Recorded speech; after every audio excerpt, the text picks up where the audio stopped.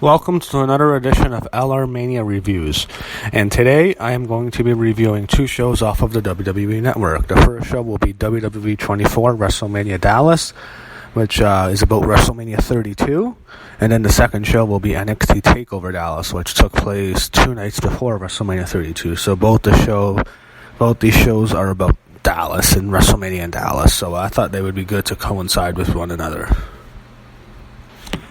So the show is just basically following some superstars around WrestleMania and Dallas week. So same thing as we saw in the first episode was the New Orleans show, then the San Jose show, now it's the Dallas show. Basically the same thing, and so it's all about WrestleMania. Every WrestleMania they do a 24, so it's the same thing, except this one's very long. So they have Triple H talking to the NXT people and telling them to push the main roster, and eventually they put on the show that the main roster didn't come close to putting on. So the documentary looks to be focusing on Triple H, The New Day, and some other wrestlers. I think Charlotte's going to have a part in it too. So now they show rehearsals. They show Snoop Dogg giving Sasha Banks her big entrance, Triple H rehearsing his big entrance, New Day with their cereal box entrance. So they're really focusing on the big entrances now. So now they show it's AJ Styles, him coming to WWE. Now they talk about Zack Ryder, and who they've obviously done nothing with. He won the title at Mania 32, then lost to the next night on Raw. So trying to make like it's this inspirational documentary. This guy, I mean, they've buried him so many times. It is what it is. So I'm not enjoying this documentary as much as 30 and 31. Maybe it's because I don't think 32 is a very good show. 30 I thought was a great show, and I loved it. Obviously, I love the WWE 24 documentary. I thought everything about 30 and the documentary was great. 31, I thought that was another great show, and I really enjoyed their documentary. I thought they did a good job with the WrestleMania 31 WWE 24. And this one, I'm finding a little bit bored because I don't think this is a very good show. And one thing to keep hyping up, this is the biggest WrestleMania of all time because of the people. It's 100,000 people who are there. So I guess that's something to be interested in, but I mean, maybe it's because with 100,000 people, they didn't give the fans the show they wanted. Every single result on the show, the fans did not want. It was cool when Zack Ryder won the Intercontinental title, but I think the fans would rather have Kevin Owens or Sami Zayn win. Chris Jericho should never have beaten AJ. AJ should have won that match. New Day was very over. They should have beat the League of Nations. Even if you do this stuff with Austin, Foley, and Michaels, there's no reason for New Day to win. There's no reason for the League of Nations to win. New Day should have won. Brock and Dean, people expected Brock to win, but they wanted Dean to have a better showing. Sasha Banks should have won that women's title. That was the worst decision, in my opinion. She was massively over. She would have become a huge star, I think, if she won that match, and they made a huge mistake, in my opinion. And I know they put Charlotte's undefeated streak on pay-per-view, but they threw it away at Fastlane like a year later. So Sasha should have won. Taker and Shane, I guess he had that big spot. And then, Baron Corbin, who no one likes, wins the battle royal. And of course, Roman Reigns wins the title. So the booking, every single thing the fans wanted on the show, they didn't get. That's why people don't like this WrestleMania. It was one of the worst booked Manias of all time. So, not a terrible show, which is such a badly booked show. I thought this year's, I thought 32 had better match quality than 33 this year, but the 33 had much better booking. The booking all made sense on the show, even though the matches were a little underwhelming. They show the asshole Kevin Dunn for a second, and another thing I really like, they show Charlotte. So they really talk about Zack Ryder wanting to hear his music play at WrestleMania. It's a big moment for him, and of course he won this match that no one expected.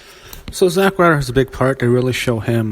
They show him this moment. He had a really good moment with Razor Ramon when Razor Ramon won the title at WrestleMania 10, the Intercontinental title. And then he took a picture of Zack Ryder. He put the belt on Ryder. Now, 22 years later, they take the same picture. This time, Razor has the ball with Zack Ryder's IC champ. Pretty good moment. Jericho and Styles still pisses me off. That was such bullshit. Whatever.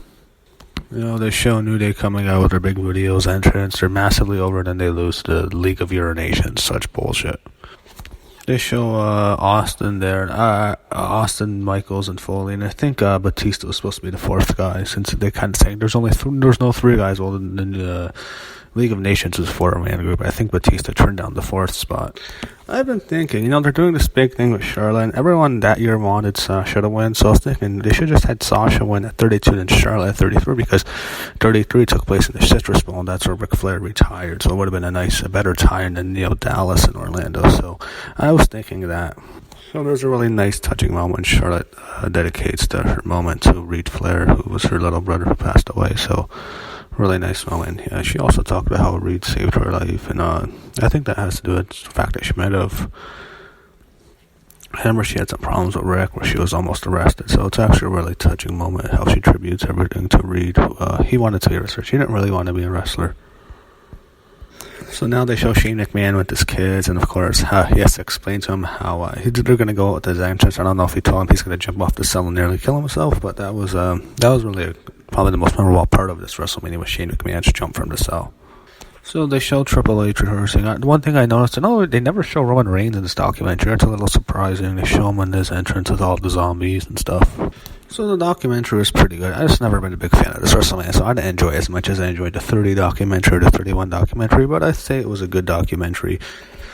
One thing I noticed, they really should turn Roman Reigns heel. You can tell he really enjoyed, winning the title from the people who don't like him. And this show just annoys me. It just bothers me, the way they booked it. But let's talk about a show that was way better than WrestleMania 32, NXT Takeover Dallas. So the opening match for the show is American Alpha challenging the Revival for the tag team titles. There was one funny part. I love the Revival, but they really messed up this power bomb from the top rope, kind of double team move, and then the fans let them have it. They chanted, "You fucked up." They chanted Botchamania. That was really funny. American Alpha, they beat the Revival in a very good match. It wasn't as good as I remember when I first watched it. This was a good tag match, very good. It got good at the end. There was one botch spot, but near the end, it got very exciting. American Alpha got the win, got a huge pop. Definitely a good, solid tag match. Good way to open the show. Really enjoyed it, and a great moment to see American Alpha. I saw Jason Jordan get very emotional. He was in developmental for a long time, so it was a really great moment to see him get the belt when Gable was massively over. I love how they the fans love comparing Gable to Kurt Angle, so what they do is they hum Kurt Angle's theme song and they say Gable. I just thought that was really funny. So a good tag match to start the show. Next was Austin Aries and Baron Corbin, which would be Baron Corbin's last match in NXT. Thankfully, he won the Andre the Giant Memorial Battle Royal 2 days later. Yeah. Not really looking forward to this too much. Austin Aries, I enjoy him on the main roster now, but in NXT, he really bored the hell out of me. The match was pretty okay. It was a good display for Corbin. It was basically Corbin dominating, squashing him, and then Austin Aries gets a fluke roll-up for the win. It was fine. I guess they did what they did. There was a part where the deep six on the floor looked pretty good, but the match was okay. It was basically a fluke win. It wasn't really meant to get Aries over. Just he got a fluke roll-up on Corbin, so Aries wins, but this would be it for Corbin in NXT, and it makes sense, because if you kind of leave one promotion to another, even though it's the same promotion, it does make sense to lose, so Aries won. Up next was the match of the year in WWE for 2016, Sami Zayn and Nakamura. Man, watch Sami Zayn come out, he's kind of emotional. This is the last time we ever see him in NXT, and what an amazing way to go out. He was already on the main roster. He had been feuding with Kevin Owens before this anyway, but this was his last. He was on NXT and the main roster after he came back from injury, and this was the last time we'd ever see him in NXT. This match is just incredible. The forearm shots are just brutal. Nakamura got busted. It's so stiff, such strong style. I love the strong style whenever we get to see it. I always love watching Japanese wrestling. The whole King of Strong style gimmick works perfectly. It's so fucking stiff. It's crazy. You never see WWE matches this stiff. That match was absolutely incredible. That was by far the best match on the show, and I think the best match in NXT history. The only match that's close is Sami Zayn, and what I think this is better. This was absolutely fantastic. What a great match. This was just great. Crowd was great. I love the fight forever chant. Nakamura comes off as such a superstar. Probably the best debut match in WWE history. This was just fantastic. I'll go on and on. This was just unbelievably amazing. This was a classic. This was an instant classic. This was amazing. By far the best show on that whole weekend. Nothing at Mania can hold a handle to this. This was on a different level. This is the best match in NXT history. This was absolutely fantastic. This was just excellent. Great sign of sportsmanship. After the match, that was great. When they both shook hands. Love the end. The fans all know Sami Zayn's done in NXT, so into the main roster. A great moment when they chant "Thank you, Sami." He would actually wrestle 2 days later after this brutal match. Yeah, thank you, Sami, too. I think he's the best wrestler in NXT history. No one's had as many great matches as Sami Zayn. It's not even close. So he's the best star they've ever had, in my opinion. So I really think he has so much potential. I really think he can be a Daniel Bryan. And I don't like comparing wrestlers, but I mean, he's so similar to Daniel Bryan. And I think if they ever do that storyline like they did with Daniel Bryan, they can do it Sami Zayn and it can work. And he can be a star and a draw. So, yeah, there's definitely potential here. Very likable guy. Great moment to see the fans cheer him like as he deserves it. So after that match, it's going to be nearly impossible for anyone to follow that. Next was Bayley and Asuka. I mean, Bayley is so over. It's crazy how over she is. They adore this girl. They love her like you never believe. And man, she's only been on the main roster for 7 months. They gave her the belt real too soon. And you see how over she is here and how devastated they are when she loses. They love her. And man, she has so much potential. Hopefully they don't ruin her. I mean, she's not done yet. They can easily revive her, and she'll be a big star. And I know she's champ, but she's not doing well right now. They're not doing well with her. She has, the sky is the limit for her. She can be a major star. She really can be the female John Cena.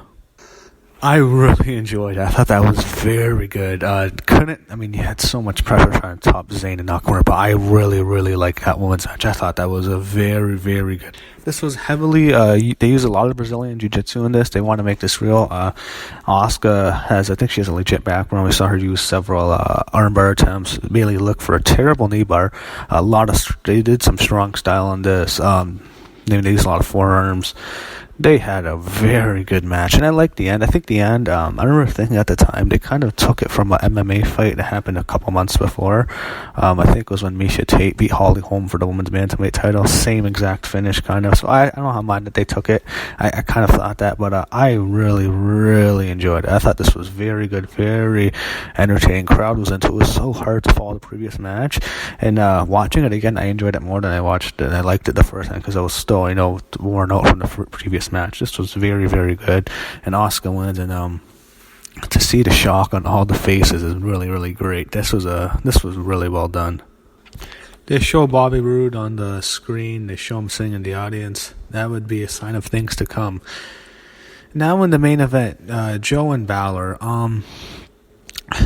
It was a very good match, very good. Not as good as London, but a huge problem in the match was there was a blood spot which Samoa Joe was bleeding pretty badly, and then they kept having to try to fix the wound, try to clear up the wound, put Vaseline on it, and then, the fans were so pissed off, they said, "Fuck PG, we want blood," and that really hurt the match. So once again, they have Finn Balor do a big entrance in the in the city. Nothing can top the Jack the Ripper entrance. So this was pretty cool. He came out as Leatherface from the Texas Chainsaw Massacre. It's Dallas, Texas. They need a chainsaw. He brings over the chainsaw, and then of course he's wearing this kind of vest that's kind of like a butcher's, kind of like what a butcher would wear. It's kind of cool. So it's definitely a tribute to Leatherface. Not as cool as the Jack the Ripper one, though, in London. To go back to the match, it was a good match. They had more of a brawl. They tried more of I thought they should have just made it a street fight. And the blood spot did hurt. The one thing I really thought, they really should have had Joe win. I like Balor a lot, but the crowd seemed more into Joe, and they wanted to see Joe win. And he ended up winning like at an NXT host show. And I think anytime you change the title of a host show is bullshit. So I think they kind of realized they should have put Joe over here.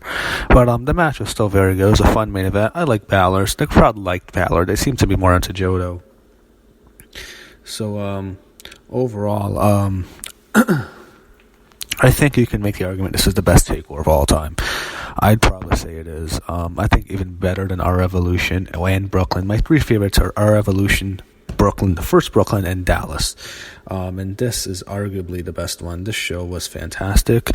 Started off with a good tag match. Nice to see Alpha win.